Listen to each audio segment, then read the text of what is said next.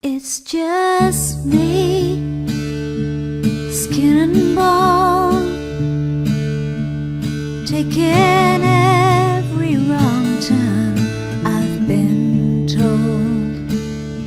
But I'm not lost, this is my road. I'm just taking the long way home.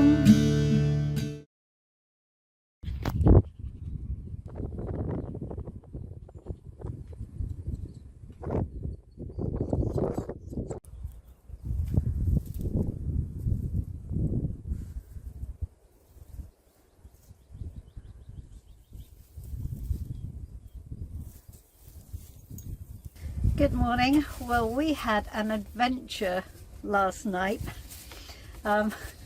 We decided we had a bit of a frustrating day, really, all round. We went to San Antonio, which we really liked, and we spent a couple of hours and had a bit of lunch wandering around there. And then we went to Ohio, and where there's a fish market, and we'd been told by somebody on Tinternet that it was a good place to visit. Well, it was okay. We quite enjoyed some of the back streets, and then we decided to go on somewhere else, and it just started to feel like rinse and repeat, you know. It was, the next one was also very touristy and very packed, and then we couldn't find a place to park, and it got a bit frustrating. So we decided to find ourselves a campsite and chill, because it was very hot. It was getting to be, was it 26? 28. It was 28 in the middle of the day, so it was hot, and we were starting to get a bit tired. So we thought, we'll find a campsite.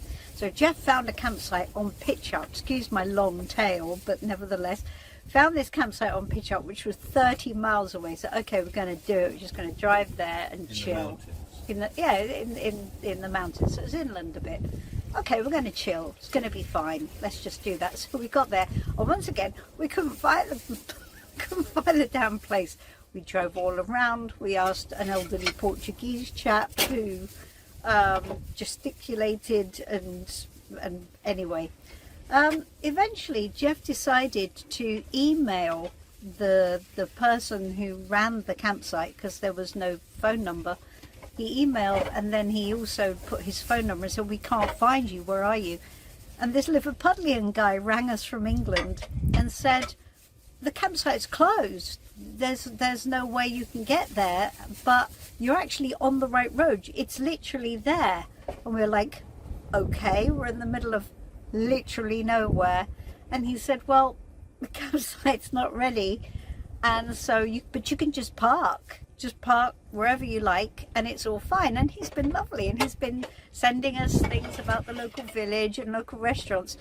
This is where we are, guys. Now, the track that we were confronted with when we first arrived is that's the track that we looked at, and we said there's no way we are taking our van up there, because that is not a good idea, and none of that looks inviting to us. But anyway, that was okay. So he said, well, you can just park just at the beginning where the gate posts are, and we've done that, and we're in the middle of nowhere, and it's just heaven. Look at this. I mean, the clouds look a little bit threatening, but it's hanging on in there. But look at this. Isn't this the most gorgeous place to be? It's just lovely. And he's bought this old abandoned windmill, which is on top of the hill, and we just took a walk up there. I'll do some filming up there to show you. It is appalling. It's in the most appalling state. God knows what he's going to do with it. I mean, the access to it is really impossible. Anyway, it's what the views from up there are fantastic. I'll take you up there in a few minutes and show you. But anyway, what a place. We're gonna spend another night here. It's just gorgeous. We're gonna do some hiking. Do you remember my thing? I want to go hiking in the mountains. Well, as long as the rain holds off, I think I might just get my chance. There we go. Have to be a little bit careful because there's no proper path. And this is the windmill, or what's left of it. Gosh, I mean,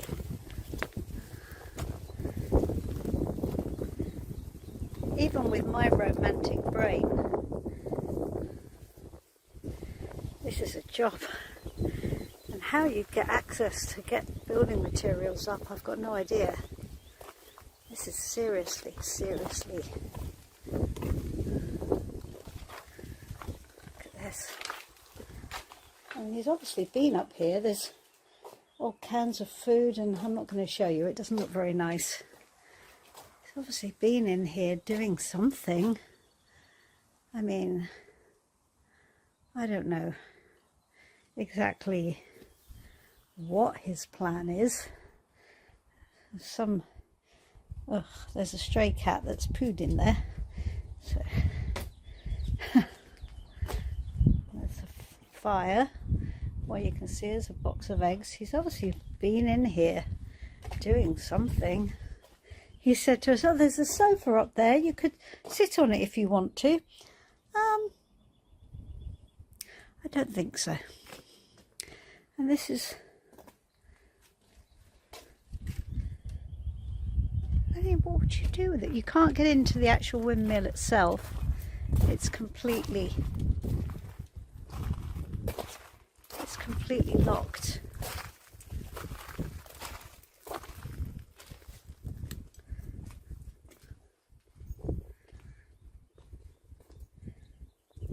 But what a spot. I mean, I can understand why he's fallen in love with it.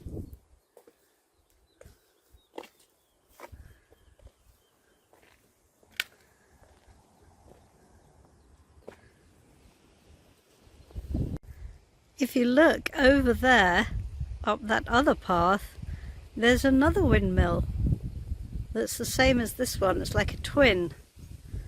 So I don't know whether that's a replacement windmill or what, but it looks to me to be pretty much the same, maybe in better condition. It also looks like it's got its sails on it. So that one's probably in a bit less terrible state of repair. There we are, there's another one, another doer-upper. It's actually, if you look from the other side, quite a reasonable sized building. Geoff is getting worried because I'm getting all swept away with the idea of it. So no hope and not a doer-upper. No hope and not a doer-upper. Well, see, in my romantic brain, everything's a possibility. Anyway, onward.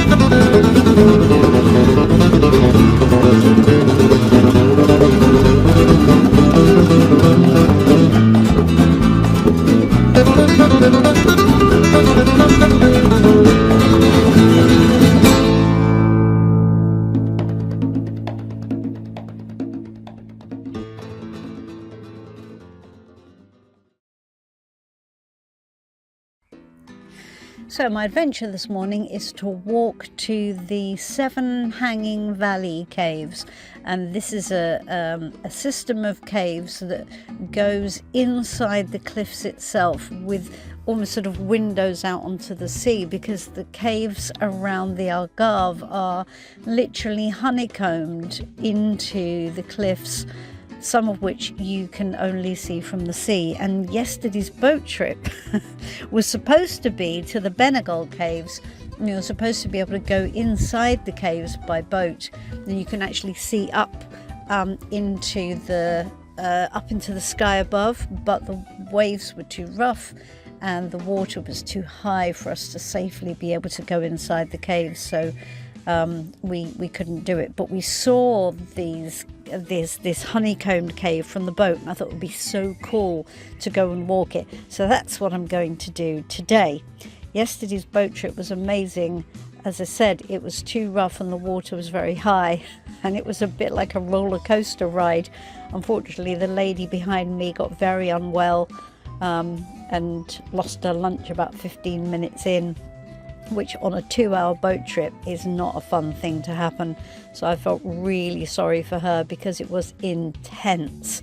The boat was crashing down from what felt like a 2 or 3 foot drop as it went up on the top of the waves. Anyway, it was a hell of an experience. So today I'm going to go up onto the top of the cliffs and see if I can find my way to the 7 Hanging Valleys.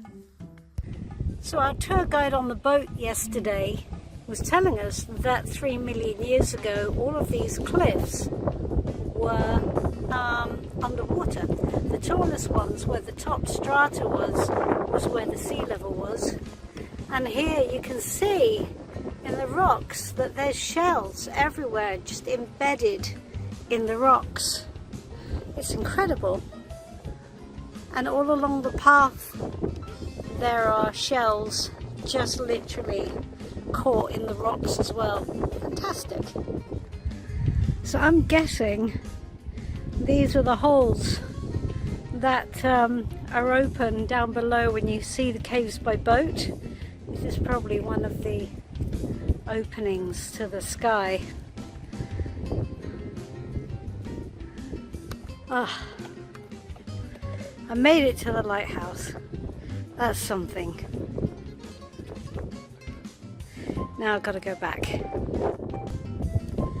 So I've just attempted to get to the 7 hanging valleys along the cliff. It's an amazing cliff walk. Sadly, I can't make it all the way. I just don't have time. I didn't know that it would be quite such a long walk along the cliff before we got to the caves, which is a real shame, but I have a couple of readings, so I've got to get back. I've already walked an hour and I'm not there yet, so I've got to get back, sadly. Anyway, maybe after the readings we'll drive to the other end. I don't know, we'll have to see. But I did an hour along the cliffs and it was a great walk. Really fantastic. Enjoyed it, but now I have to do it in reverse. See you later.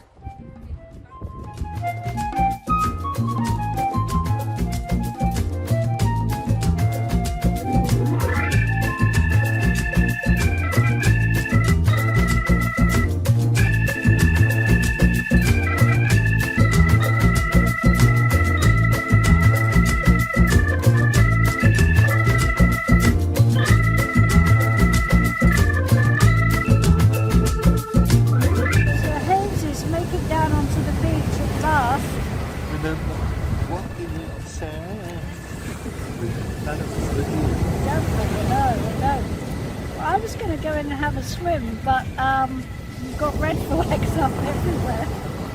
The sea is amazing. More like surfing. It would be more like drowning swimming, I think. We're unsure at this moment whether the tide is coming in or going out. So we'll soon find out. We're just literally sitting here to see how far up it comes. I think it's going out, but every so often it comes quite perilously close. Anyway, if we get wet, it's not the end of the world. Okay. Wow. Wow, look at that. Hang on. Oh my goodness. Okay, I think it might be coming in.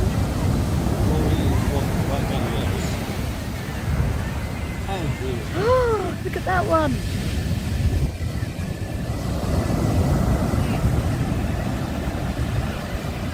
Wow. It's actually quite scary. It's amazing and gorgeous and fantastic here. I was a bit scared of getting knocked over. I'm not going in for a swim, but I have gone in. I was just, because I'm holding my phone, I didn't want to get knocked over. That wouldn't be funny at all. Be a little bit careful. It's just incredible. What I love are these rocks. Whoa! Okay, that's nearly reached my towel. I don't want my bag to get swept away. I think it might be time to move.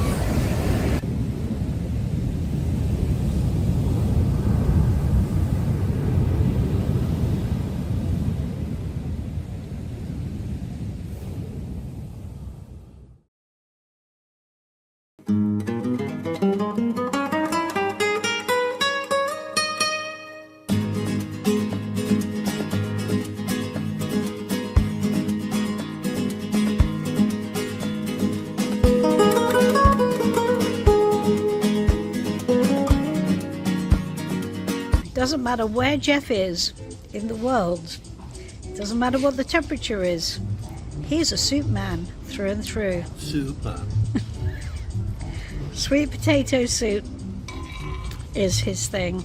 Well, any soup is your thing, isn't it really? Yeah. Means I don't have to bother put my teeth in.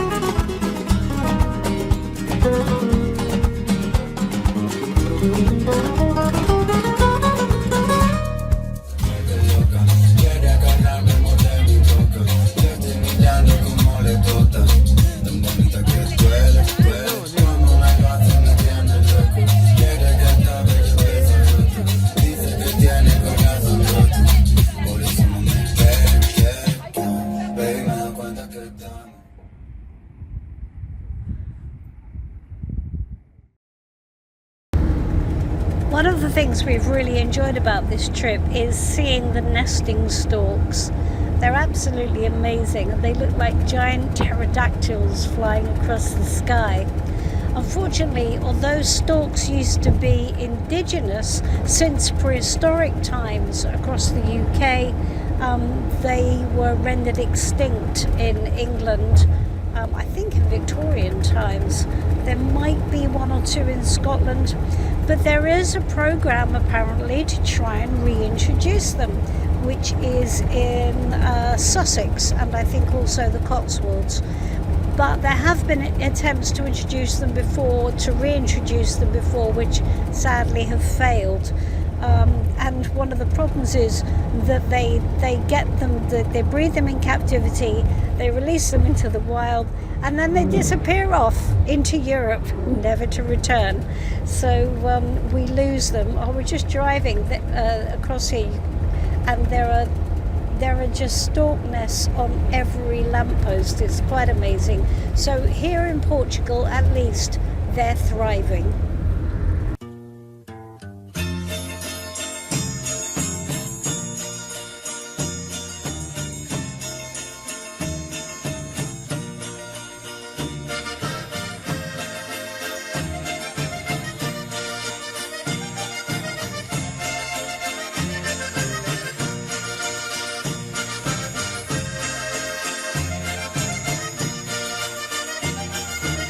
So today we're in Lisbon, and we've been looking forward to this for ages. It's an amazing city. We actually did come to Lisbon about 10 years ago, but we didn't ever get to see the old town. So that was our priority this trip. And it really is an old town. It's amazing. It's really authentic, and you don't feel that you're looking at something that's been created or just sort of made for tourists. Although there's plenty of tourist stuff around, it really does feel authentic, with, you know, amazing amounts of washing hanging out of windows in narrow streets. We did the walking tour on foot first, just basically following our noses, and my God, it's not for the faint-hearted. We went uphill and down dale, and it is, I tell you what, I don't think they need gyms in Lisbon. It's going to keep you fit. You're going to have thighs like rocks by the end of it. And then we decided to treat ourselves to a tuk-tuk tour, which took us right to the very, very pinnacle of the town, which we were actually too knackered to get to on our own exploration. But it was worth it, and it was great. So definitely worth a look. One of the things that was nice was that we arrived on the very last day of the fish festival, which is why the town is decorated in all of this tinsel and regalia, and there is fado music echoing out of every bar and every opening. So there was a wonderful atmosphere in the town, and very, very lively, and we really have enjoyed our visit here.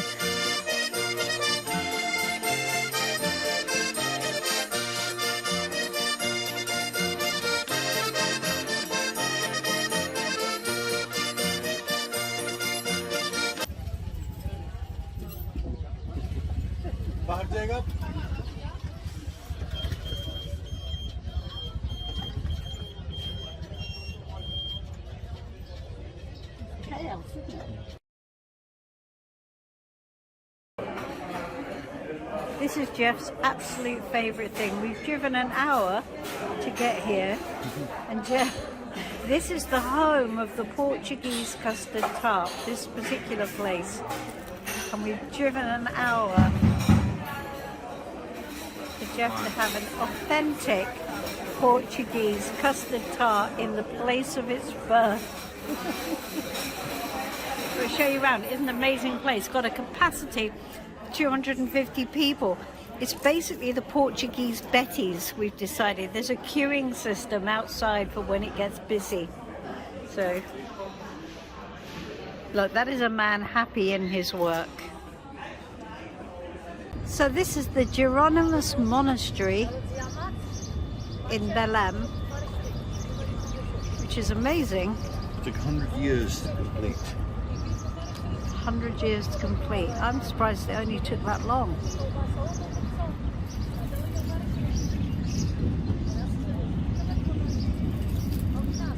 Absolutely amazing. There is so much carving.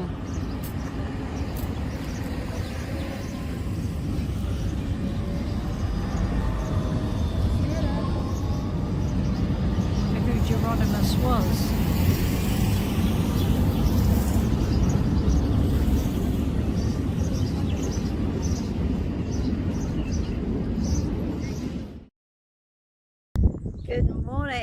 So we are just near Santa Cruz in Portugal, and last night we booked a place at a campsite rather than doing the free camping that we've been doing. Good to go to a campsite, have some electricity and all the amenities, we thought. Anyway, we turned up at this site and it wasn't quite as we imagined, but actually it's turned out quite nice.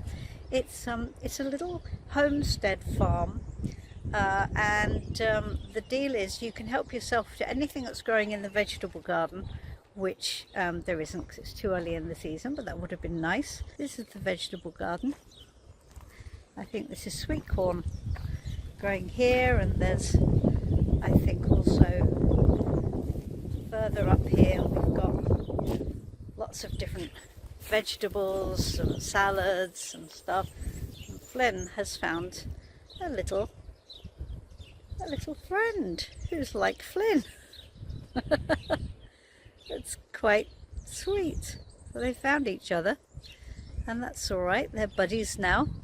So it's a very it's quite a sort of hippie alternative vibe to this place. The couple that run it have put in a composting toilet, which I got to admit was a bit challenging for me, but actually it's okay once you just get your head on straight, and it's all fine. And a solar shower, which actually you wouldn't want to use in the winter, but was perfectly serviceable, and that's in a wooden hut just by the house. But the whole vibe is just very eco and very laid back, and the lady here makes all her own toiletries. So inside the solar shower is conditioner, hand wash, hair shampoo that she has made herself out of all organic natural materials, which is very nice. And I washed my hair this morning and it's all very lovely. That's the shower and the composting toilet. And then there's a really sweet little outside kitchen that you can use to make food in and sit in. It's like a little room. It's lovely. We didn't use it last night because we cook in the van, but isn't that the sweetest thing? Very nice. So that's great, and we shall see you later.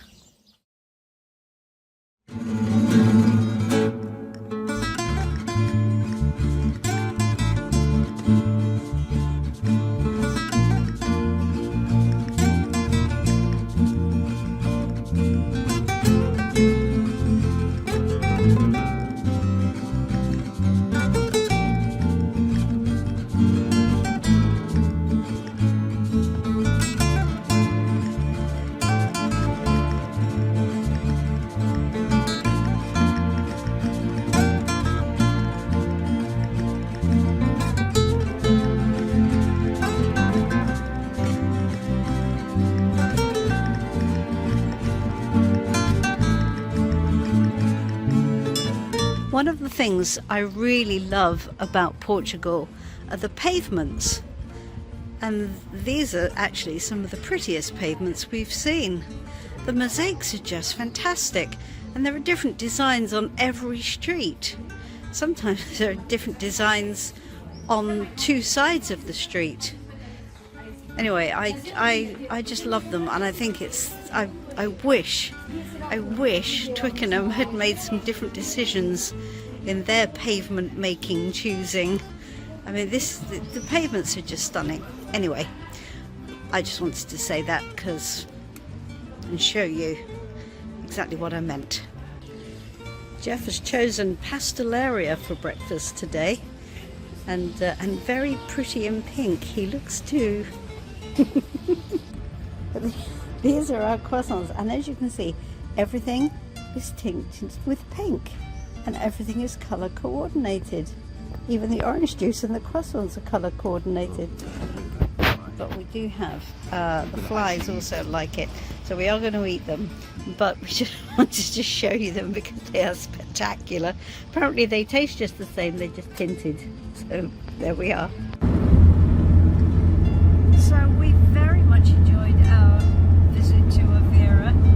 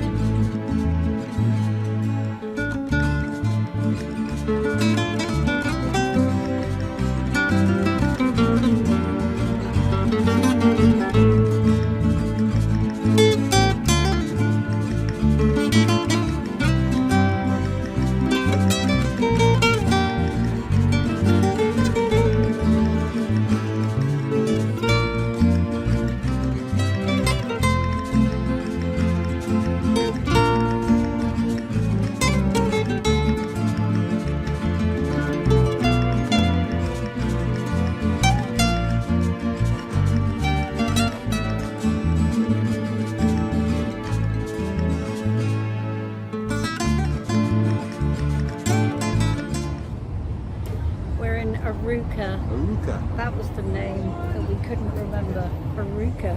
We have arrived, and it's very nice. We're having a little walk around here. It's a very characterful. A little bit. And we are exploring the idea of a bit of a walk this afternoon. I really wanted to do, there is a suspended suspension bridge walkway, which is a 2-hour walkway, and I desperately wanted to do it, but you're not supposed to do it on your own, and you can't take dogs. You can't leave We can't leave Flynn in the van. I can't do it on my own because you're not supposed to do it unaccompanied. You're supposed to join a walking group or do it two of you in case one of you gets into trouble. So, can't do that. Very frustrating. Oh dear, Janis. I know. Anyway, we're going to try and find another walk this afternoon, and we'll probably stay here tonight. It's very nice, very laid back, cool little town. So we still haven't quite got to our 4,000 miles, so stay tuned. Nearly there. That moment. It's coming, but not yet. Keeping you in suspense. So I'm pretty happy right now. This is gorgeous. In my happy place. Having a paddle in the most amazing river. It's just gorgeous. So I've turned out that I can do the suspension bridge. I can't do the rest of the walk, but I can do the suspension bridge, and I can do it tomorrow morning. So I was going to do it today, but it's a 45-minute walk to the start of the bridge. So I'm going to do it. Geoff is still going to stay behind with Flynn because Flynn can't go on the bridge. So it's me doing my thing, and it's going to be great. Look at this. This is heaven. It's close too. And guess where Geoff and Flynn are? In the bar. It's where it's happiest. It's all fine. Okay, so the next update is that, see, the reason that I was supposed to do the walk today, but I'm going to do it tomorrow, is because of the long walk. And I couldn't possibly make it on time for my allotted time slot. So, what we also didn't realise is that you can drive down. So the sat-nav took us to the car park, which is on the top of the mountain. And the signpost said, suspension bridge this way. So we started to walk. What we didn't realise was that we were walking all the way down the mountain, which means now we're going to have to walk all the way back up. And it's hot. And that's going to be interesting. So I'll show you, I'll take some film along the way, but this is not a walk we're looking forward to. So I said I wanted a mountain hike. Be careful what you wish for.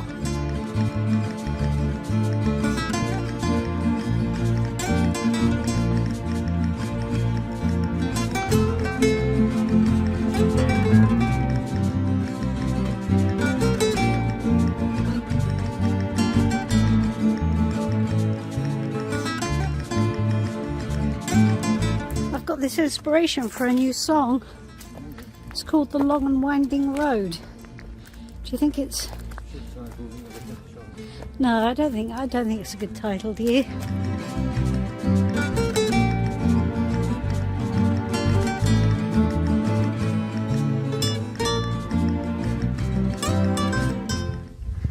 Oh, Renee. I've never been so happy to see you. Ever. I think Geoff has never been so happy to see the camper van, have you, Geoff?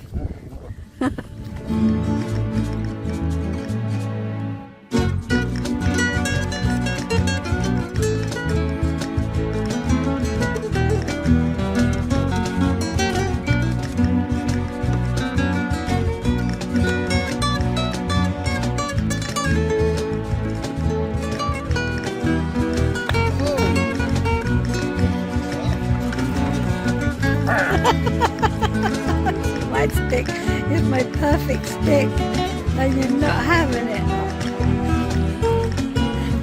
Oh God. He's very possessive, he loves that stick.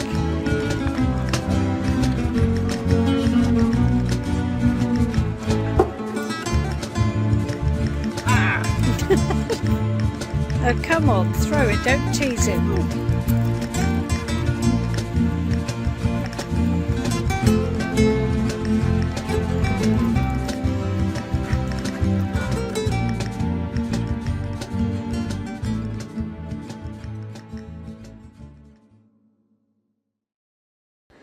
Morning. So I'm setting off on my intrepid walk to the suspension bridge. Here we go. I'm about 20 minutes in, and this walkway has been built across the gorge, which is amazing. I have no idea what to expect.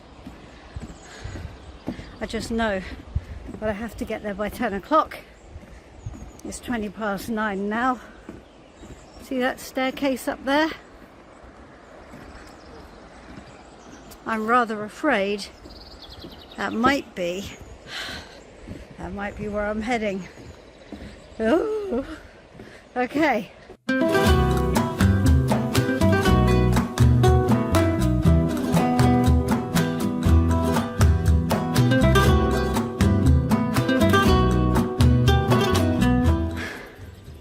Okay, I was thinking that would be the top, but it's not. It continues all the way up there. Oh, it's okay. We're gonna make it, guys. Hang on in there. Well, I made that bit. I think that was just the first bit. Anyway. There's the path, I think. There you go. All through the trees there. Where are we going next? Okay. And we've got more stairs. So, I think this is just to help you, because climbing up there would obviously be a no-no for lily-livered candy asses like myself. Okay, I get very puffed when I go uphill, but we're not going to let that stop us, are we? No, we're not. And up, and up. Stairway to heaven. This is, guys. Oh God, there's even more up there. Wow, look. And still it goes. Maybe that's the top. Maybe it is. We can but hope. Okay, I'm at the top. Okay, that's where I've been. So you can just see the river down there, and we're parked around the bend on the other side. And there's the suspension bridge. That's what we've come to do. It's the longest suspension bridge, but a pedestrian suspension bridge in Europe. So, and I wasn't overtaken on the stairs. Now I know a competitive nature is all about ego, and energetically and spiritually, ego is not a good thing. But you know what? I did not want to be overtaken on those stairs. Call it ego, but it pushed me on, and I wasn't. So, I might just take 5, and then we'll start with the bridge. See you later.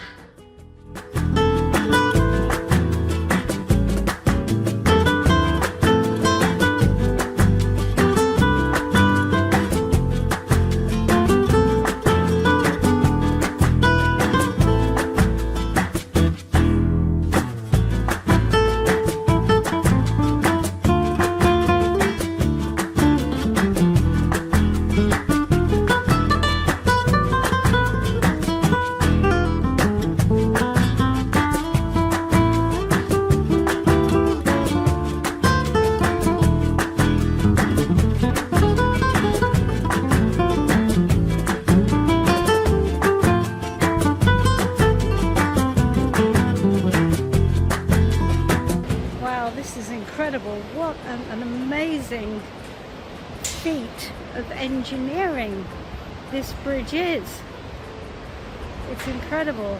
It really bounces when you walk on it as well. And we have to be careful with the sections with these little gaps, because as the bridge flexes, hold on, let me show you these little gaps here. It's when the bridge flexes, apparently you can get your hands caught in them. But look at this, look.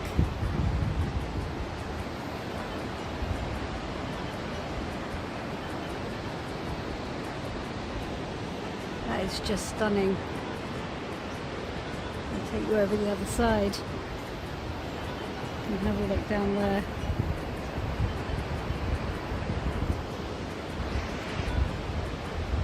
Awesome. Wow. What a climb.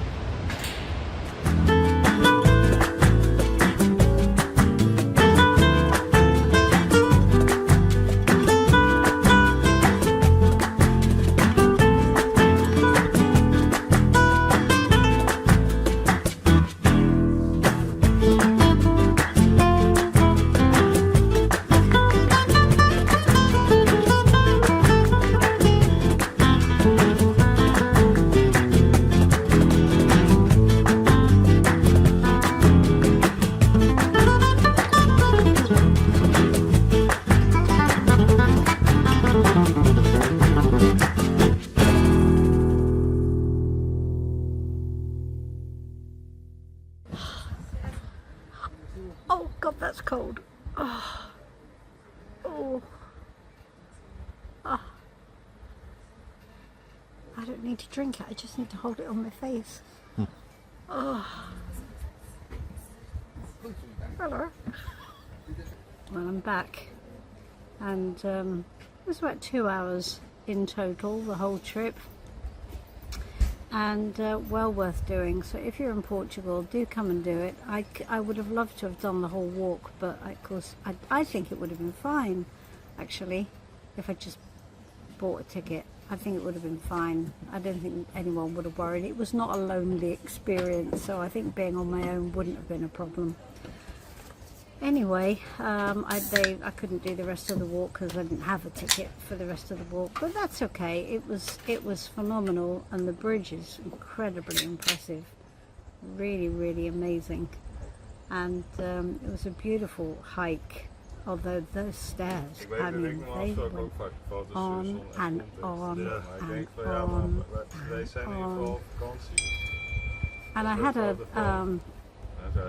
had a conversation with a guy as I was going down, coming up, and he said, it keeps psyching you out, doesn't it? He said, you come up to a bit and it fills you with a little bit of hope, and then you turn the corner and it snatches all your hope away. You've reached the top. Oh, it was great. There was a good deal of camaraderie on the climb up, which was nice, and yeah, it was great. I really enjoyed it. I'm so happy to have done it, and it is so beautiful here. And there's another thing I loved about being up there, because all of these mountains are granite, and they're a really beautiful granite. They're a sort of when you see the stone washed a bit cleaner, it's a sort of golden buff and white striped granite. It's lovely. You've probably seen it in a million kitchen worktops. But what it means is that the all of the stone and the dust and everything sparkles. Like it's got those little bits of mica in it everywhere, so it looks like there's been glitter sprinkled over everything. So my 8-year-old self is walking down going, oh yeah, look at the mountains, yeah but glitter, oh yeah, look at the trees, yeah but glitter, it's glitter, there's glitter everywhere. It looks like there's, you know, when you get dew on spiders' webs and on the grass and everything's covered and sparkling. Looks like that. And I tried to film it for you, I tried to get it on camera, but you can't see it. You got to be here, guys, you got to be here. It's that little special sparkle that you only get when you're actually here, and it was really pretty, granite is just beautiful when you actually see it, you know, not covered in sand or dust or anything. It's really, really lovely. So that was really nice. My romantic girly self loves a bit of glitter.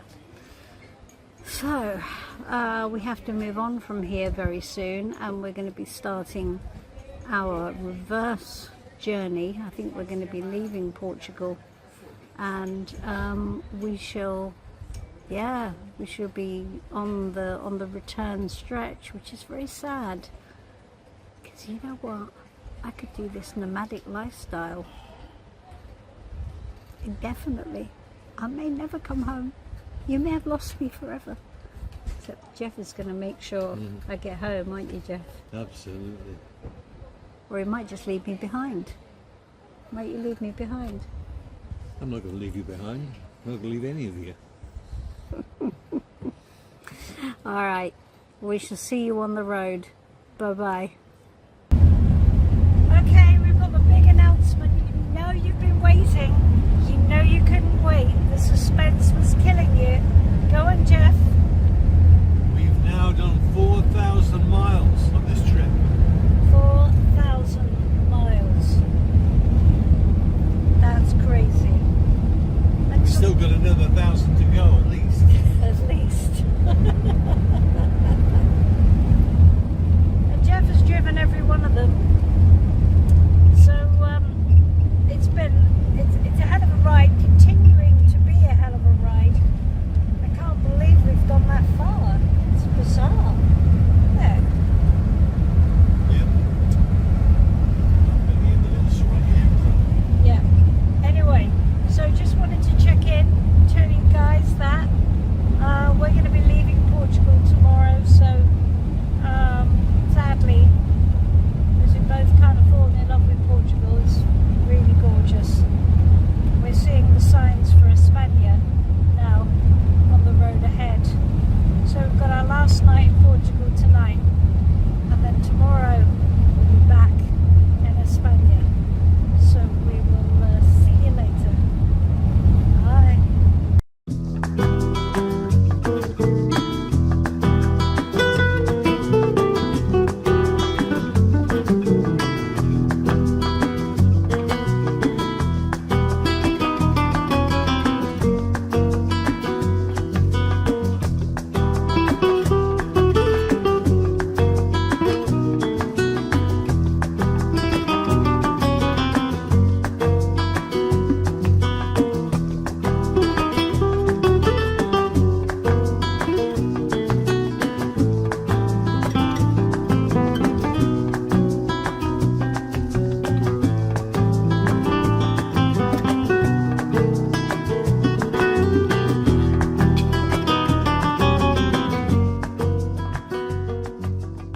Hello, welcome to Braganza. I've got to say that quietly in case I'm pronouncing it completely wrong.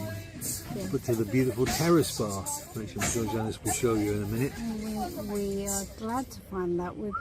This is our final night in Portugal, and Braganza, obviously in its day, was a really lovely town. I think it's fallen on less than comfortable times. It hasn't been modernised. The old buildings haven't really been maintained, a lot of them. No, You can see that they were fantastic at one time. yeah, and the modern buildings. Let's just say it was probably a 1960s decision, which it's probably have been regretted ever since. So it's a shame, really, because it's very run down, and the square's okay. And But this place, let's accentuate the positives. this of it. place is good. Show them this place. Then. Okay, here we go. I'll show you this place. This is the terrace bar. Oh, and this is the Here red comes wine. The angel of red wine. There we go. Obrigado. I'm already in Spanish mode. There we go. Okay. So, people, to our last night in Portugal. We're right on the Spanish border. And it's a wonderful country. We've had a great time, great trip, lovely people. It's fantastic. Highly recommend it. Yeah, we are almost certain we're going to be coming back to Portugal. We'll be back, for sure. We really love it. I mean, I fell in love with Spain on the way through, and I still do love Spain. But I have to say, Portugal was really charming. There was just something pretty about it, and the landscapes that we drove through were beautiful. Charming and pretty. That sounds a lot like me, doesn't it? Nice. Oh no, you I meant. Sorry, I meant you. You. I mean, you're charming. I'm Sorry. charming What was I and pretty. thinking? Not me. What were you thinking? I have no idea. Just had A brainstorm. senior I've obviously moment. not had enough red wine. You had a That's senior what moment, didn't you, it dear? is. A senior moment. I did. I had a senior moment. Cheers. Okay, we better go. We better go. Things are getting out of hand. Yeah. Anyway, well, I tell you what, we'll see you in Spain. See you in España. Okay, we're going now. Bye.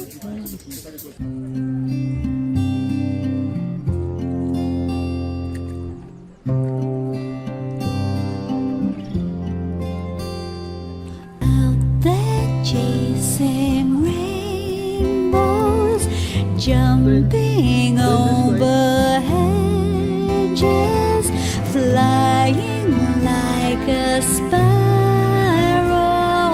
through the rain. I've been taking chances, losing my umbrella. I could grant your wishes 1 to 10. Just say when. Hello. So we're heading through Spain on our return journey. We just spent a couple of nights at a site, so quite a quiet couple of days. We decided to go to this site because I was giving a talk for the TABI organisation, which is Tarot Association of the British Isles. I was giving a lecture on the life code deck. It was supposed to be a 2-hour lecture. So we decided to go to this site because it would be quiet and stable and I could concentrate. That would be good. And we got to the site and it was a lovely site, except that it had no phone signal and no Wi-Fi at all. One bar phone signal, which was not going to cut it for a 2-hour Zoom presentation. So we had to dash off on Saturday afternoon, where there was a big local football match on as well, to try and find a parking place that had Wi-Fi so I could give this Zoom presentation, which is not exactly the vibe I was looking for. But anyway, Geoff was amazing. He was in technical backup and managed to get me somewhere where we did have decent Wi-Fi, which was great. Anyway, so halfway through the presentation, there was the most god almighty storm with thunder and hailstones that were hitting the van. And when you're in a van in a hailstone storm, trust me, it's loud. It was really loud. It was so loud I could hardly hear what they were saying. This is what a hailstorm sounds like in a camper van.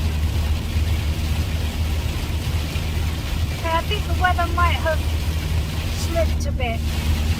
Anyway, added little drama to proceedings, but it went really, really well and I loved it. And this is the first time that I've presented the life code and the life code theory and the system to anybody outside my circle, my students, or my fellow professionals.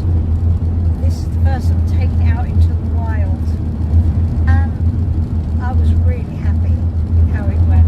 It was really well received, thank goodness.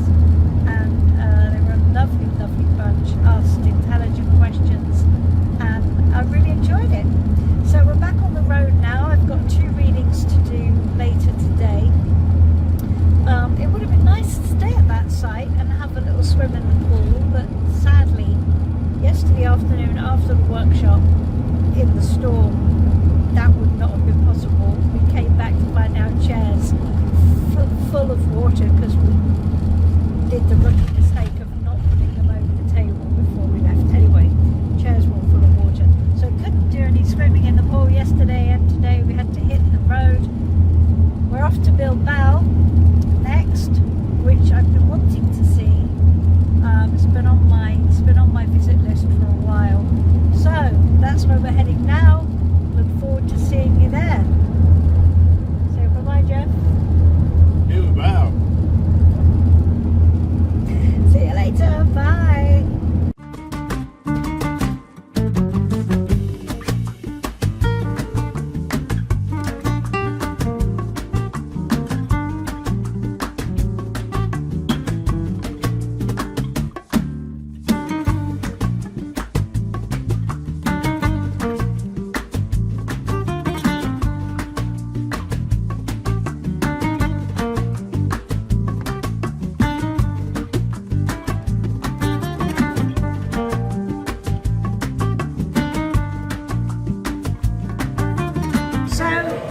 We've had another adventure. As you would have seen by the previous videos, we have just hit the storm, the boom storms, and we are here in Bilbao. And I have 3 readings to do. And the storm was biblical. I mean, we had hailstones, we had lots of ice hitting the windscreen. And then when we managed to find a parking space, which miraculously appeared before us, we had more hailstones. We had thunder that sounded like the wrath of God and lightning. And I'm trying to do my readings with this god awful noise. And Flynn is not normally nervous about thunderstorms at all. Kind of like charged into the back and pushed himself up against me like, oh my god, what's going on? So Geoff, once the rain abated while I was in one of my readings, went off on one of his scouting missions, and he found this place. And this place is amazing, an Irish pub in Spain that serves Mexican food. Not only that, we had carrot cake for pudding, and pretty good carrot cake as well. You've enjoyed it, haven't you, Geoff? We have, though it's not Irish. The food wasn't Mexican, but it was really good anyway. Well, the food was Mexican-ish. There wasn't a bean in sight. There was not a bean in sight. It was mainly salad. Anyway, so we quite enjoyed it nonetheless. It's about as authentic as it can be. There was no Irish music, sadly. Oh, that's right. That's the other thing. They don't play Irish music either. No, they don't play Irish music. They don't play music either. They were playing Frank Sinatra, Booker T and the MGs, and Oasis. Frank Sinatra I quite enjoyed, Booker T I loved, and then they ruined it with Oasis. We're going to go back to the van soon. We've had our dinner. We found this park up, which is on a hill. It's going to be we're going to be slightly seasick because it's sloping like crazy, but it's the best we've got. There is a funicular. I love that word. Funicular. Funicular. There's a funicular that is going to take us apparently down the hill into the town. So we're going to explore that tomorrow. But I'll tell you what, man, if the weather is like it was when we arrived, We're out of here. well, we're not gonna go into town for sure. We'll see. We'll keep you posted.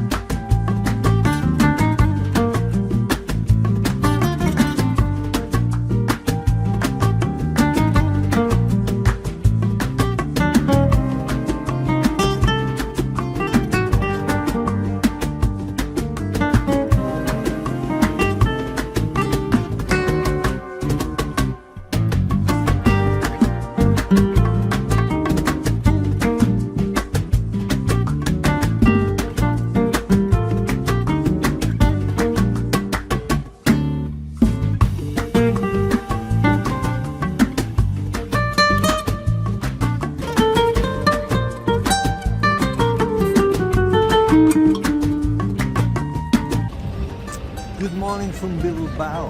Good morning. Well, we're grateful at least the rain has held off. It's still after last night's tumultuous storm. We had breakfast in the Irish pub. Croissants in the Irish I know, which was good, and we were grateful for that.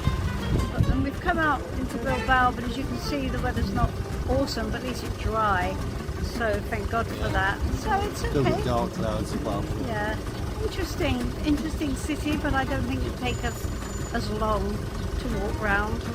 I was thinking it would be a bit like Lisbon, but it isn't so much. But anyway, it's nice to be here, and yeah, we're looking forward to showing you around. I've just said to Geoff that I look like a chipmunk, and his response was, "Yes, but you're my chipmunk." So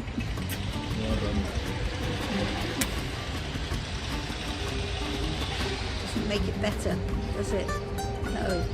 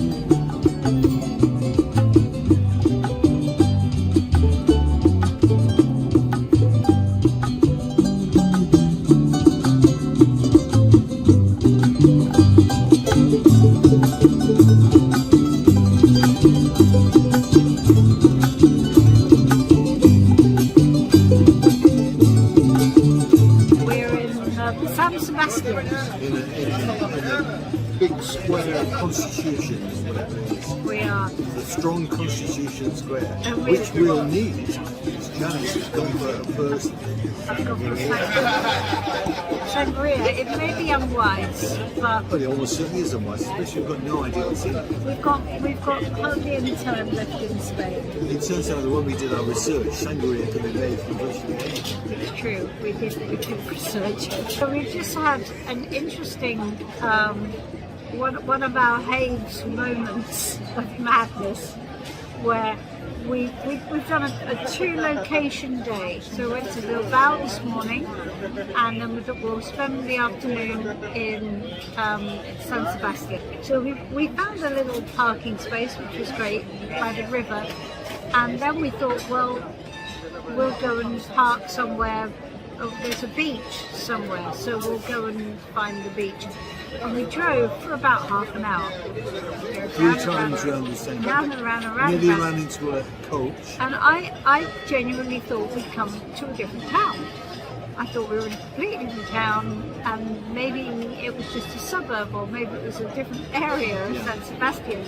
So we parked, and we found a park up for the night, which is great. You see the beach from where we've parked. And we walked all the way around the bay. It's an amazing bay. And then we walked back into the town, and as we walked back into the town that we thought was a different town, Geoff said, you know, this looks familiar. I'm sure we've been here before. And in 2 minutes' time, we were in exactly the same area that we've been walking around. So we drove around for an hour, walked for an hour, hour. ended up in the same place as we were originally. It's mad. We thought we were in We enjoyed every minute of it. we thought we Tell were me, in a Janis. different town. Tell Yes, me. no, a different. Go We on. did. He had a great time. This is because, and this is They're like tapas. it's like tapas. Instead of having it on the counter ready to go, it's stuff that you order from a menu. Yes, But it's still really so small, little small. it's really nice. Geoff's wine is called 22 Pies. Now, 22 pies. we're not That's sure. what I had. We're not That's sure nice. When I went out with Burnham Man in that time, we had 22 pies. Mind you, he did eat 21 of them himself. Now, when I had my personal trainer Derek, whom I love very much, Oh, your personal my trainer, personal Derek. trainer Derek is an American, and who Of course he was American. amazing. And he told me that alcohol is the gateway drug to food. So maybe after a glass of this, you eat 22 pies. Maybe that's the thing. So I'll check in with you tomorrow, and we'll see if Geoff's eaten 22 pies. Pies are coming. All right. He never misses an opportunity. Bye for Anyway, now. thank you. Look. Goodbye, guys. See you later.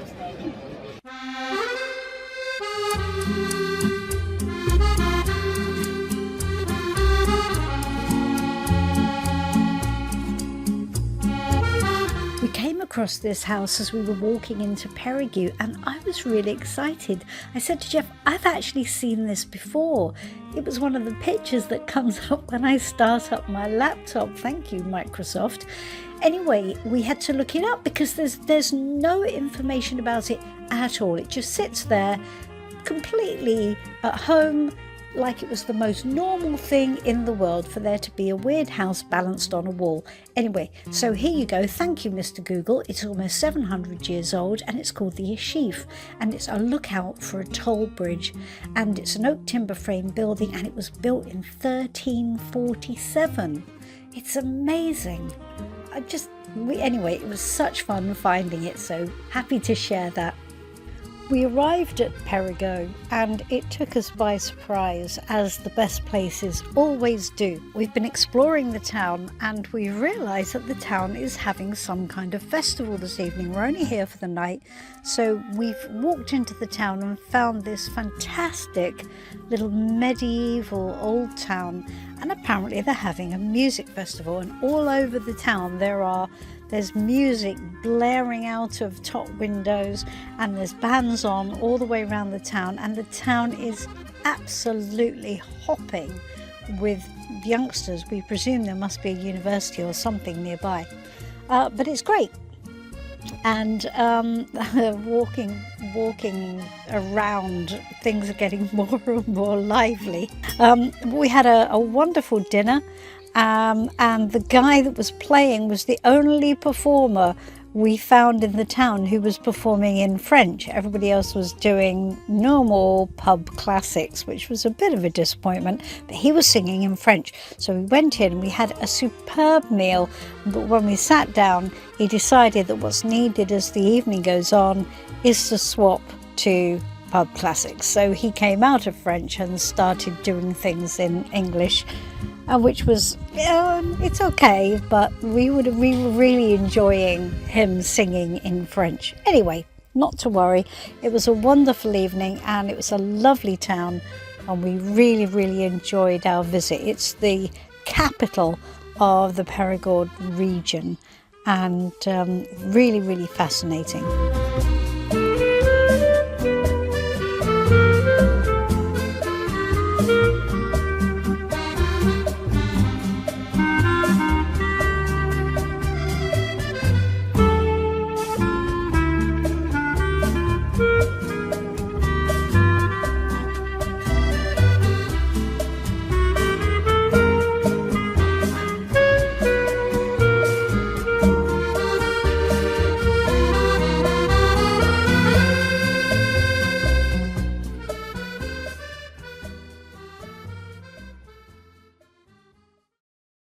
Good morning. Good morning. We're in Périgord in the Dordogne, and I've been talking a lot recently about the storms we've been having. There's basically been a storm every single night for the last 4 or 5 nights, maybe. Yeah. But last night, I mean, the mother of all storms. We're hoping that's the big finale, like the last night of the proms, where it gets really loud, louder than you imagine it could be. Last night we think we had the storm directly above us, and the lightning was so extreme. It was so powerful. You because I opened the van curtains to look outside. It was so blinding. It was almost impossible to look at it. The thunder was so loud. I actually started to get worried. Now, I'm not scared of thunderstorms, but it was so oppressive and so loud. It sounded like bombs going off. My God. Anyway, now on the positive side, we're sitting here having breakfast We are with safe. some delicious fresh bread. Enough about the weather, Janis. God, I know. Enough about the weather. I've been obsessed with the weather all trip. Right, All trip. But we've got one more day of sort of slightly cloudy, as you can see, cloudy weather. It's supposed to be sunny tomorrow for our last week. We're making our way back through France, and we'll be home soon. Probably in a week, maybe less, who knows. We're wending our way back. So we thought we'd just check in with you. We haven't planned our next stop today, but it will be somewhere in France. There's a place for us, somewhere, a place for us. Yes, there will be. So we're both of us pretty shattered this morning. We got hardly any sleep last night, so we're going to take an easy day. I've got 2 readings this morning and some work to do, so that's all right. Yeah. Geoff walked into town this morning, bought warm French bread. So all is well with the world. And we're having it with goat's cheese and fig jam. Get us. See how French we've got. I know. Ooh la la. Anyway, we'll keep you up to speed, and we will see you as always later.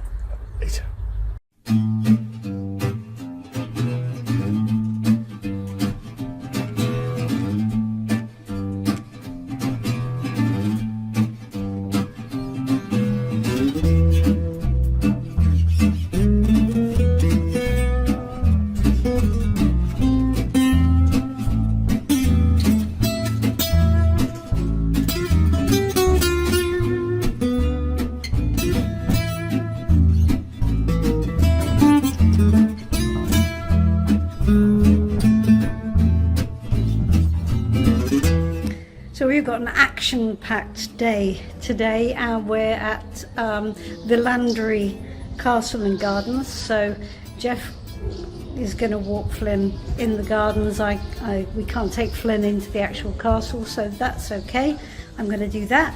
We're going to explore the gardens. Then after that, we have another stop and another stop after that. So I'm looking forward to showing you around the castle. Let's explore and see what there is to find.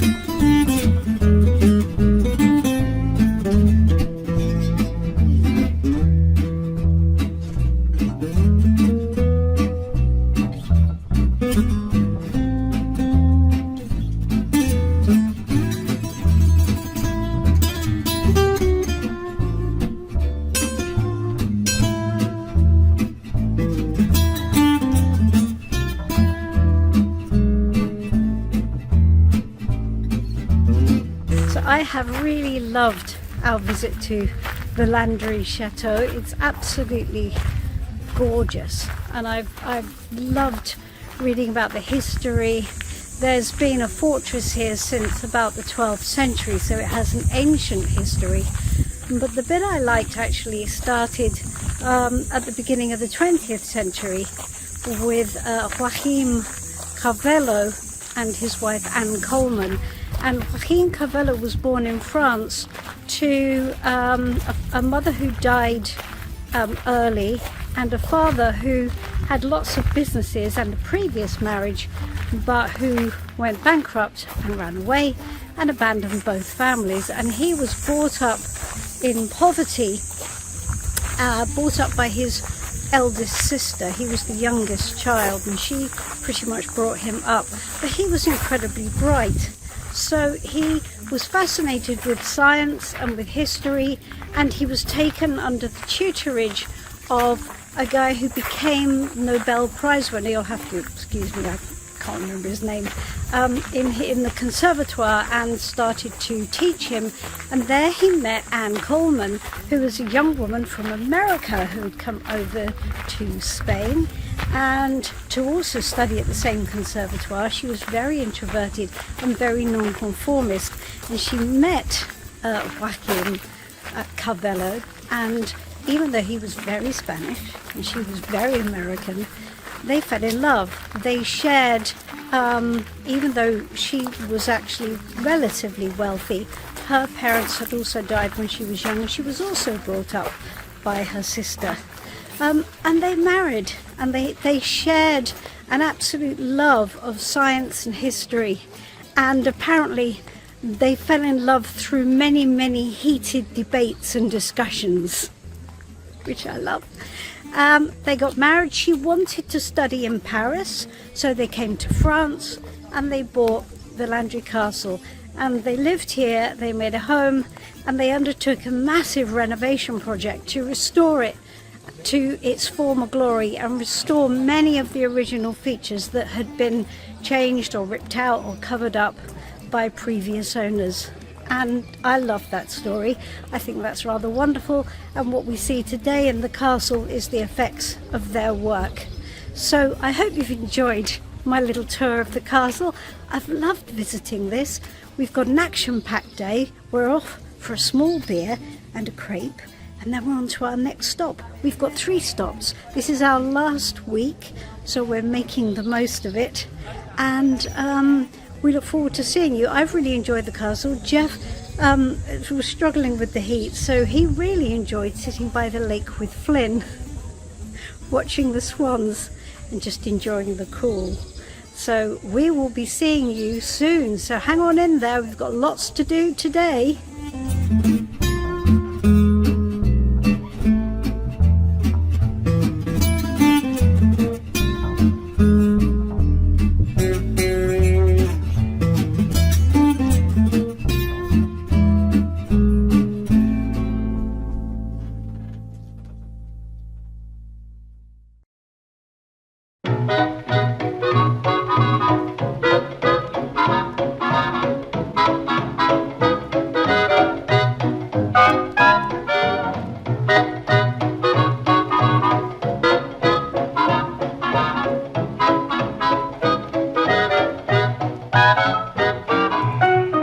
Love visiting caves, and I was really excited to see there were 2 caves in the Landry, Le Grottes Petrifianti, and they are limestone caves where the water, which is full of calcium carbonate, forms these amazing glittering pure white stalagmites and stalactites. Really lovely.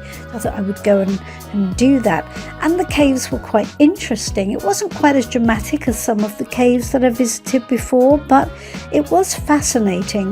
The 2 things that rather caught me by surprise though were the fact there's an underground bar, which seemed a little out of should we say out of the atmosphere that maybe one was looking for. And also a strange amount of toys and odd paraphernalia, which was really eerie, seeing all these children's toys and odd little dwarfs and snowmen and robins and odd things all frozen, covered in this calcium carbonate. And I have to admit, I was very confused about why, until of course we went into the gift shop, and it turns out that the items get covered so quickly in this that they can actually sort of harvest them and you can buy them in the gift shop. So that solved that problem. So it was very interesting. It was deliciously cool in there, but I think the bar didn't really do it for me. It just felt a bit too over commercialized, and I didn't much like the toys. I would like to see the caves in their sort of natural state, but still it was interesting, and it made a lovely couple of hours while Geoff sat in the van reading his book, which is his happy place.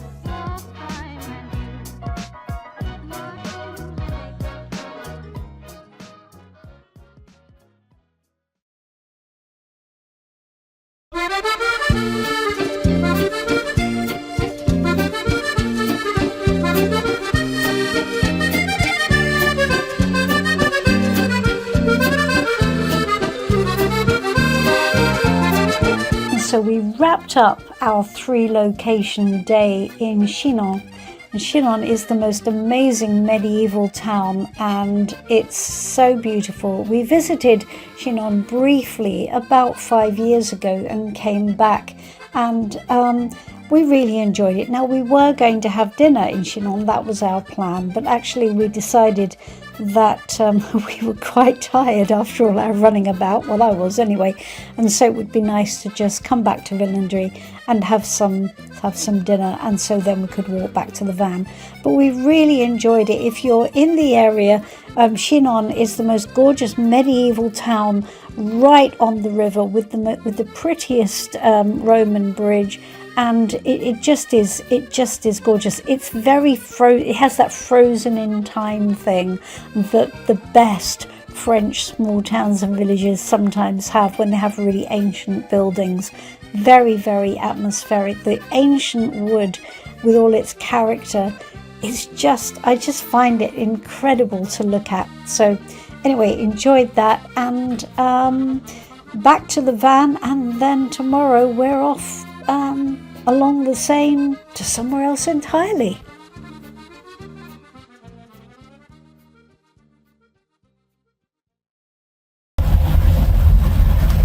Hello, we've got a special announcement, or should I say Geoff has a special announcement to make. What have you got to tell us, Geoff? We've now driven 5,000 miles on this trip. 5,000 miles. That's amazing. And you know what we discovered yesterday? That it is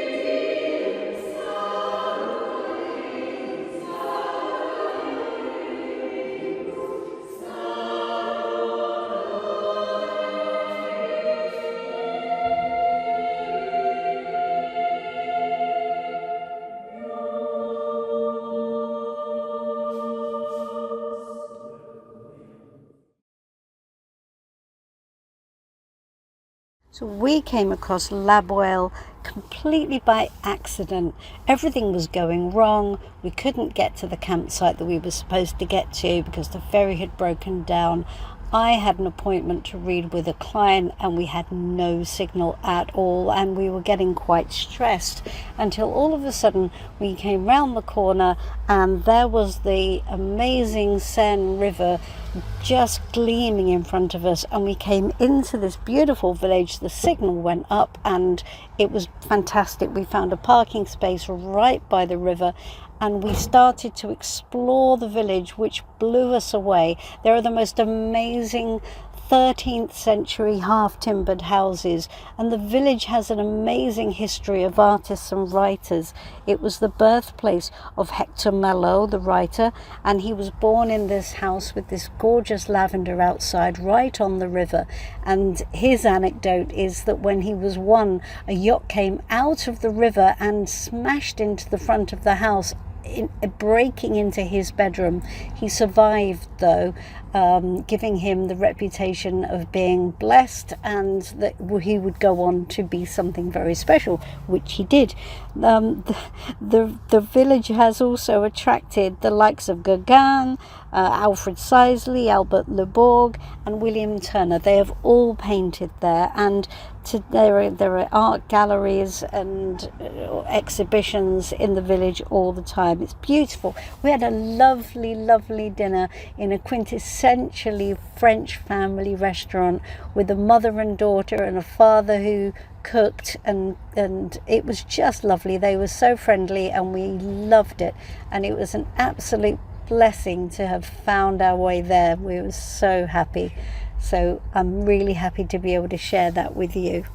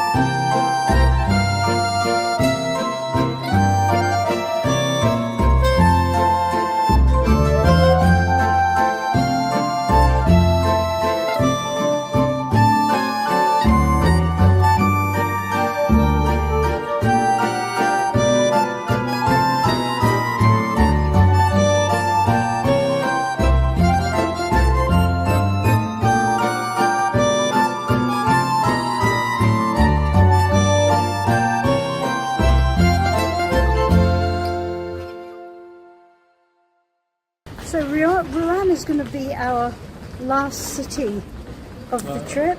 Yes. Yeah, we're home in 2 days' time, and but we've really liked it. It's lovely to see the half-timbered houses again, and they're a feature, aren't they? They certainly are. Yeah, it's beautiful. It's got a great vibe, and yeah, it's a lovely way to wrap up the French part of our adventure before we go home. So tomorrow we're thinking maybe Just maybe on the beach. maybe the beach. We'll see what the weather has to offer. Become weather obsessed. But never mind, in the meantime, we're going to head back to the van and then head off to a campsite, which we might find. We might find. We might They got actually it get through there. the site pitch up, and they tend to get the addresses wrong. I know, So, so many we'll see. times. But we had some great adventures. Yeah. We've ended up in completely other places, which actually we've really enjoyed. So, awesome. Okay, well, we're going to head back now. We had a nice lunch. I had quiche, and Geoff had apple crumble pie For breakfast for and breakfast. lunch. So we're making the most. We're making the most of our last few days. So there we go. So we shall see you tomorrow.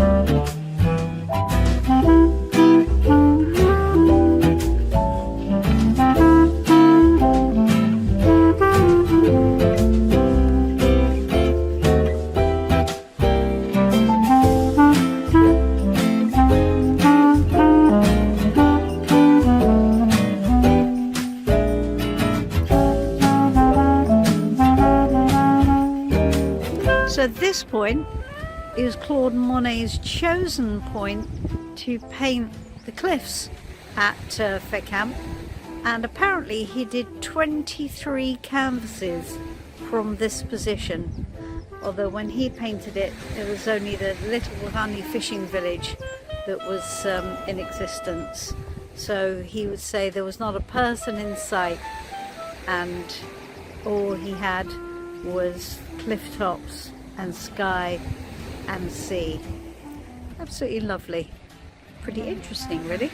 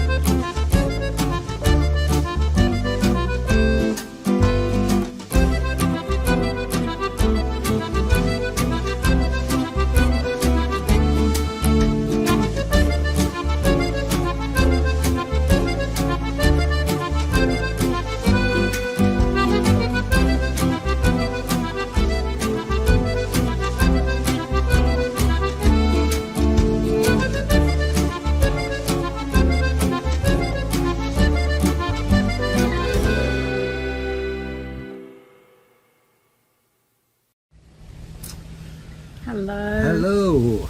We're home. Sitting in our English garden, as you can see by the fact the wind is howling. It is a little bit breezy out here. Well, it might not be howling, but it's moaning a bit.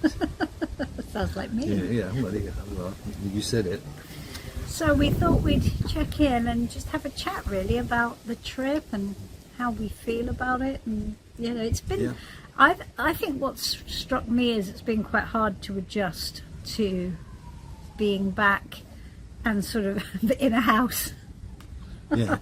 Because you know, it's a different. People keep saying to me, "How was your holiday?" And I keep thinking, "What holiday? Not a holiday." Yeah, it was doing hard work. It's not a holiday. It was a trip. We were travelling, and it felt like an alternative lifestyle, and that has opened up a whole can of worms, hasn't it? Well, it may be a can of worms. We're already thinking about next year, and Italy and Greece are looming large in our imaginations. Oh, Italy and Greece. For me, although I love France and I love Spain, I spent quite a bit of time in both of those places. Other than a quick trip where we stopped off on a cruise ship in Lisbon, we'd never been to Portugal before. But personally speaking, I loved Portugal. I really did. I thought it had a real magic about it, and people were really lovely and very friendly. And I could really see certainly spend a little more time there. Living, that's a big word, isn't it? But spending a lot more time there, I think, don't you? I really enjoyed it. I did. I also liked Spain as well, but Portugal was really cute. And of course, I have some friends there. We have friends there now. Now Geoff has met Juana and Paramesh. But I have to say that Italy and Greece, they're calling. They're going, Janis and Geoff, come on. Yeah. So I think that has to be done. And of course, coming back, it's like, okay, all the things we want to change on the van. Yeah. The van has gone off today with the van mechanic, and Geoff. Yeah, we have this van, Dan the van does our van. He's very knowledgeable and very good, but the man is a law unto himself. He changed the day he was coming 5 times this week. Well, in fact, he didn't do it last week, and that was the whole of last week. Each day was coming, then he wasn't coming. Yeah. And today he came, but his own van had broken down. So he arrived in a car with his wife and the 5 kids. Doesn't bode well, does it? and then she took off in the car, and he took off in our van, went back to his home to fix the van. So we're kind of worried that we'll see Rene the van heading off towards the Yeah, well, I did say it. You're not going on a holiday in it, are you? So yes, so he'll come with the clutch was giving us problems, and that's hopefully going to be all sorted out today. Yeah, I mean it was 5,500 miles in total. We did, yeah. In total, which is a lot of miles. Yeah. And driving through torrential rain and hailstones and snow in the mountains. So what was your favourite part? My favourite part. Did you apart from just being Portugal, what was your favourite stop that we, Well, this isn't Portugal. Cadiz. I really loved Cadiz, and I searched high and low for a live music venue. Obviously, live music is a big thing in my life, and we didn't really get much live music while we were anywhere, really. No, we tried. We tried. We looked for flamenco. We looked for fado, which is the Portuguese version, and there was a few bits and pieces always on the wrong day, either before we'd arrived or like next week or the week after. That was a real shame because we liked to go to gigs. Yeah, what's happened in the UK is that after the lockdown, and this happens every time, it seems, with live music. Every time there's anything, like whether it's a lockdown or a bit of a recession or whatever, the first thing to go is live music, and it never comes back. Certainly not in the way that it was, and maybe that's what was happening in those other countries as well. It was hard to tell, really. It was hard to find anything that we could go to, which was a shame, but nevertheless. So when we went to Cadiz, we found this bar that was supposed to be a flamenco bar, and we turned up, but actually everybody was dancing salsa, and I just thought, you know what, I would just come and live in Cadiz for 3 months and learn to dance salsa at this club. We'll join in. It'll be great. Yeah. So maybe we'll do just that. And I suppose in Portugal it had to be Lisbon, really. I mean, we went to a lot of nice places, but Lisbon, it has a magic all of its own, and obviously being on the big hill, and we did the tuk-tuk ride, and that was something really cool that we hadn't ever really done before anywhere else. So I guess for me, yes. What about you? Your favourites? Yeah, I mean, Lisbon was lovely. Cadiz, I find it really hard to tell. For me, the lake in the gorge, you know, when we were going, when I was going you did the long walk. Yeah, I mean, that was just, that was hard to beat. But I loved the wacky stuff. I loved finding ourselves in the middle of nowhere near the abandoned windmill. I really liked that. That was great. I love coming across something by complete accident and just discovering something new that you didn't know was there in the first place. And if it hadn't been for that, all of those incidents, we wouldn't have had that experience. And that for me is what makes... Well, that's like your family, isn't it? Yes. If I hadn't have collapsed in the gutter that night, we never would have been together. That was a joke, by the way. That was a joke. Yeah, so that's what I liked. I liked the random bits where you know, we were just sort of following our noses or doing something entirely different. I loved San Sebastian. Got to say it. Yeah. I did love San Sebastian. Yeah. As a holiday location, San Sebastian is lovely. I did like Mija. I know you weren't so keen. No, I thought it was a little bit like The Prisoner. If any of you are familiar with The Prisoner, and back in the day, it was a bit like a sort of contrived It was village. a tiny bit manufactured, but in a way, I kind of liked it though. I kind of liked its vibe, and that was really nice. So yeah, all good. And the French cities, I mean, they are to die for. They really are. We weren't so mad keen on the villages going down the west coast of France. It didn't really do it for us, but the towns, you know, just absolutely lovely with those half timbered 13th century buildings. I mean, just and wonderful. Enormous cathedrals, even in relatively small towns. They were beautiful, absolutely beautiful. So that's us. So we're home, and you know, just trying to make sense of reality, really.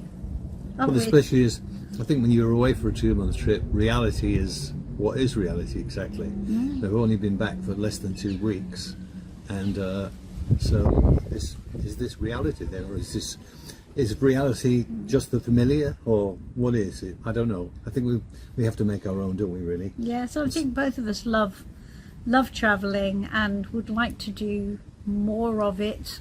And for that to become... So, yeah, in fact, we booked something very exciting today, didn't we? 3 nights in the Cotswolds for around my birthday. Well, that's okay. We're going to go have dinner in Malmesbury. Yeah. It's August. I mean, what can you do? As everywhere, it's very busy. Yeah. So anyway, so there we go. That's us. And I hope you've enjoyed all of coming with us on our travels. We've been rabbiting a little bit here. And maybe encouraging people who think maybe they can't do this. Well, you can. I have to admit, Janis is a lot more bold than me. I tend to worry more about stuff, but we did it, and I'd say, yeah, go and do it. Get yourself a van or whatever mode of transport suits, and travel if you can. We're obviously lucky that we're self-employed, but you know, there are ways. There's always ways. Yeah. Exactly. As I always tell my kids, nothing is unsolvable. So we'll see you soon, guys. We'll keep you checked in on what we're doing, and I've got some exciting plans for the YouTube channel. I will unveil very soon, but trust me, nothing's stopping. No. So we'll see you soon. Bye now. Bye-bye. Bye-bye. How very simple life would be if only there were 2 of me. A restless me to drift and roam, a quiet me to stay at home, a searching one to find his fill of varied skies and new-found thrill, while sane and homely things are done by the domestic other one. And that's just where the trouble lies. There is a restless me that cries for chancy risks and changing scene, for Arctic blue and tropic green, for deserts with their mystic spell, for lusty fun and raising hell. but shackled to that restless me, my other self, rebelliously, resists the frantic urge to move and seeks the old familiar groove that habits make. It finds content with hearth and home, dear prison meant, with candlelight and well-loved books and treasured loot in dusty nooks, with puttering and garden things and dreaming while a cricket sings. But all the while the restless one insists on more exciting fun. It wants to go with every tide, no matter where, just for the ride. Like yowling cats the two selves brawl, until I have no peace at all. One eye turns to the forward track, the other eye looks sadly back. I'm getting wall-eyed from the strain. It's tough to have an idle brain. But one says stay, and one says go, and one says yes, and one says no. And oneself wants a home and wife, and oneself craves the drifter's life. The restless fellow always wins. I wish my folks had made me twins.